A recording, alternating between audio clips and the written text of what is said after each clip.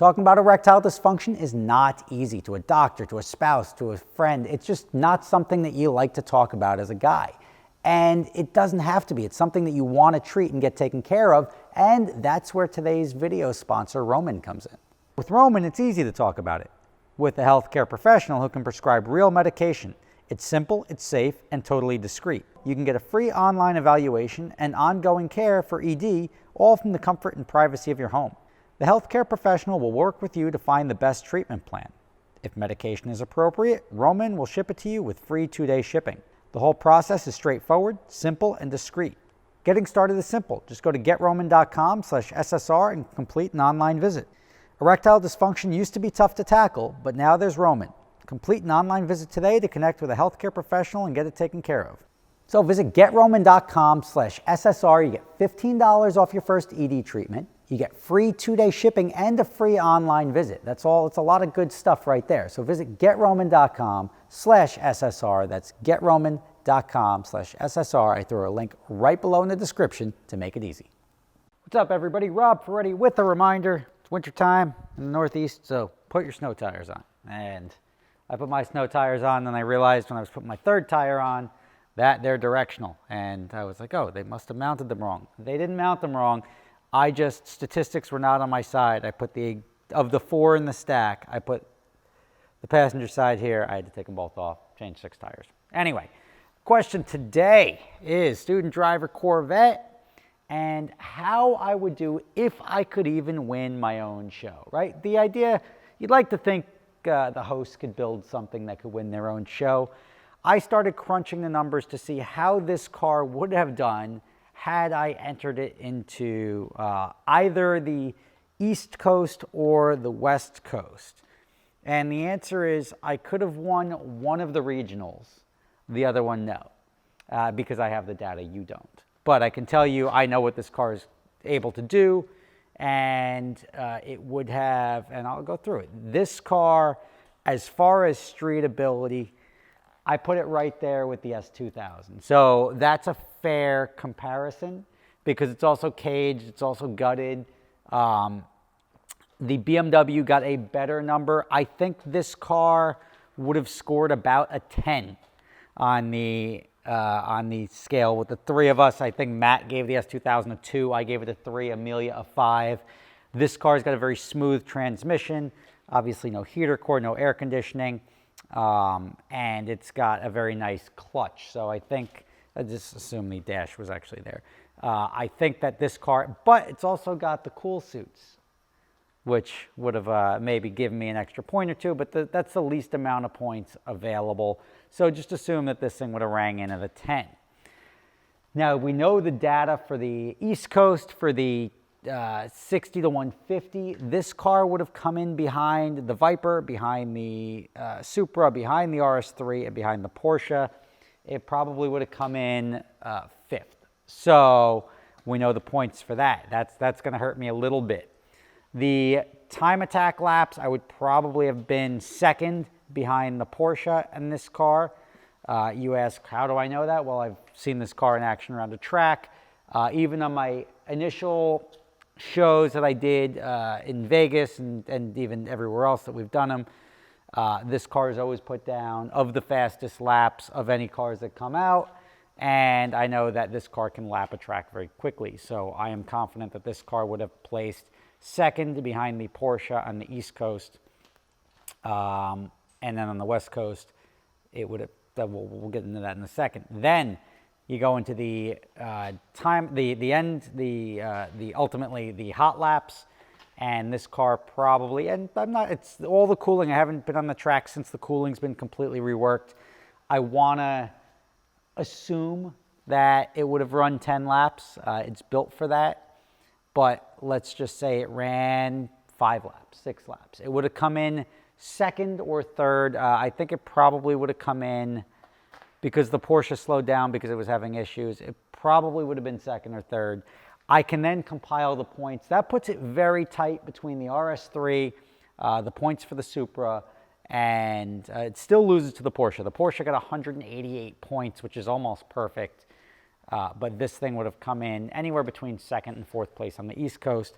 And I can tell you if it was on the West Coast in that regional, that this car pretty much would have won the West Coast regional, even with the lack of street ability scoring.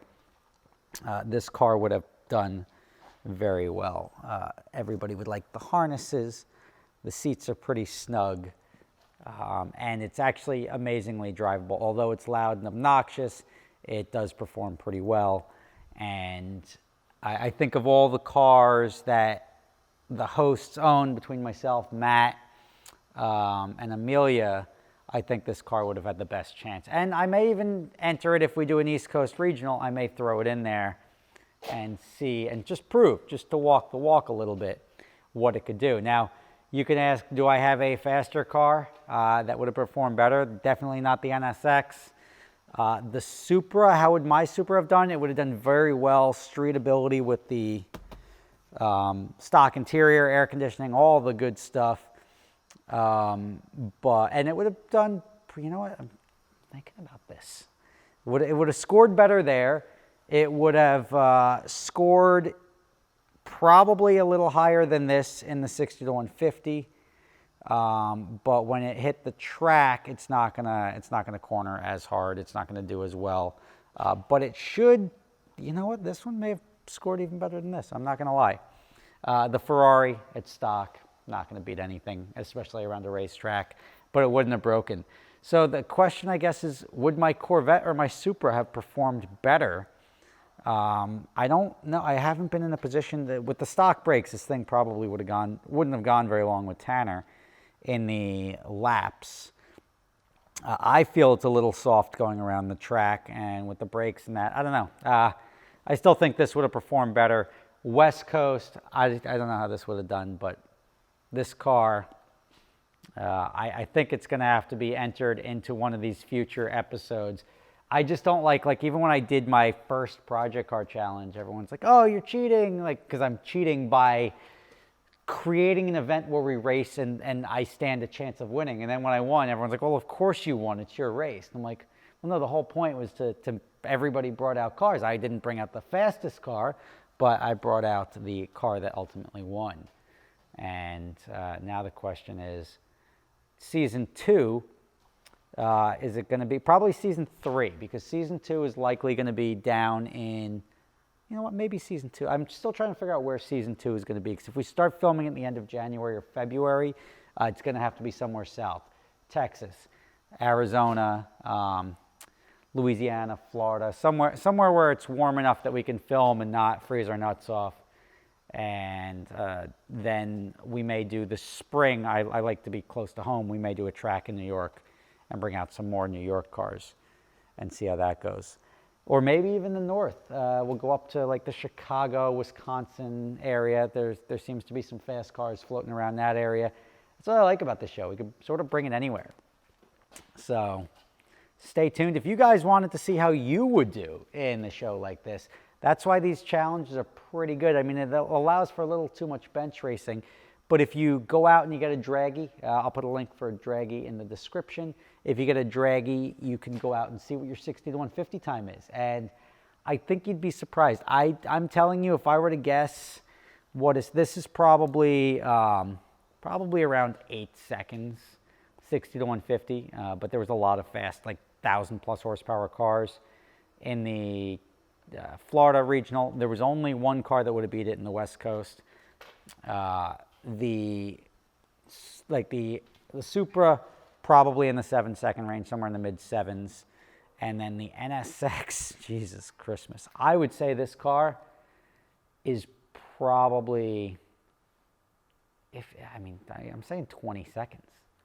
I'm not going to lie. If I were to guess how long it took a NSX, and you guys can go pull up a clip of an NSX, maybe I'll even try to find one on the internet. An NSX 60 to 150 is probably 20 seconds. So it's probably, wow. And even my Ferrari, I would say, is probably like 13 seconds. Now think about that. Like these are fast cars. Maybe, you know what, probably the Ferrari's like 15 seconds. You got to use that benchmark. Understand how fast these cars were in Florida. That a ZR1, a Corvette, the fastest Corvette ever produced, is doing it in 11 and change. So to say that the NSX is anywhere near that, it's probably half as fast. So that's like 22 seconds. Ferrari's probably 16 seconds, something like that, 15, 16, whatever it is. A second is an eternity in a race. Like, now 10 seconds is like, it's like not even in the same league. But this is all just bench racing. We will see what happens. I'll let you guys know how everything goes and when Season 2 is going to go live. I hope you're enjoying Season 1. Hope you're enjoying the West Coast cars. The racing, I'm going to tell you, the East Coast cars, they broke, but so did the West Coast cars. So stay tuned. You'll see what happens. I hope you're enjoying the series. Leave your comments below. Let me know what car, there's still entries available on sortedornot.com. So if you want to enter just for wherever the next regional may be, by all means, throw your car up there. And I'm going to walk the walk. I don't care. Tanner can burn that thing to the ground. We can just throw fire extinguishers at it, and maybe it puts it out, maybe it doesn't. Who knows? That's why I built it, and we built it to have fun with. So I'll probably enter it or maybe bring it as a backup car when we have cars drop out. That sucks. So maybe it'll be a backup car, baseline car. Maybe we'll just do it as a novelty 9th car, and we'll see what happens. So thanks for watching. Have a happy Thursday, whatever day of the week it is, and I'll see you tomorrow.